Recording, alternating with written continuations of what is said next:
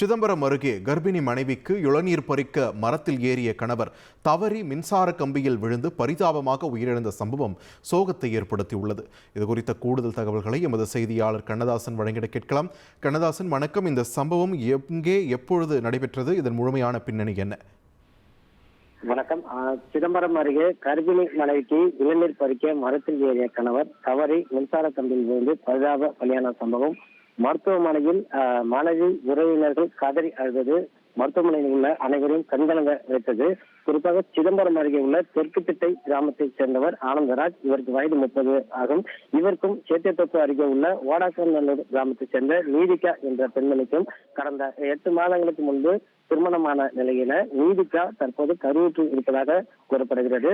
ஆனந்தராஜ் முதுகலை படிப்பு முடித்தவுடன் சென்னையில் உள்ள ஒரு தனியார் மருத்துவ கம்பெனியில் பணியாற்றி வரும் நிலையில கர்ப்பிணியாக இருப்பதால் அவரது தாயார் சின்ன ஐடியா, சின்ன இடம் இருந்தாலே போதும், பெருசா சம்பாதிக்கலாம்.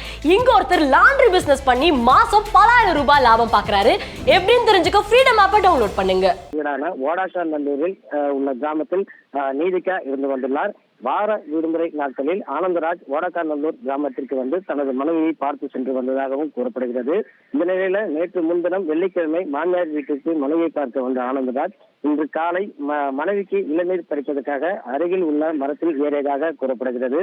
மரத்தில் ஏறிய ஆனந்தராஜ் தவறி கீழே விழுந்துள்ளார். அப்போது அருகில் சென்ற மின் கம்பியில் ஆனந்தராஜ் விழுந்ததால் மின்சாரம் தாக்கி சுயநினைவை இழந்துள்ளார். அவரை மீட்ட உறவினர்கள் சேத்தியத்தோப்பில் உள்ள அரசு ஆரம்ப சுகாதார நிலையத்தில் சேர்க்கப்பட்டு முதலுதவி சிகிச்சை அளித்து பின்னர் 108 அவசர ஊர்தி மூலம் சிதம்பரம் அரசு காமராஜர் மருத்துவமனைக்கு அழைத்து வந்தனர். அங்கு வந்த ஆனந்தராஜ் உடலை பரிசோதனை செய்த மருத்துவர்கள் ஏற்கனவே ஆனந்தராஜ் இறந்து விட்டதாக கூறியதால் கர்ப்பிணி மனைவி மற்றும் ஆனந்தராஜ் மாமியார் உறவினர்கள் மருத்துவமனையில் கதறி அழுதது மருத்துவமனையில் உள்ள அனைத்து மக்களின் கண்களிலும் கண்ணீரை வர வைத்தது. கர்ப்பிணி மனைவிக்காக இளநீர் பறிக்க மரத்தில் ஏறி மின்சார கம்பியில் தவறி விழுந்து ஊரிழந்த 30 வயது இளைஞரின் இறப்பு சம்பவம் கிராம மக்கள் மற்றும் பொதுமக்களிடம் பெரும் அதிர்ச்சியும் சோகத்தையும் ஏற்படுத்தியுள்ளது.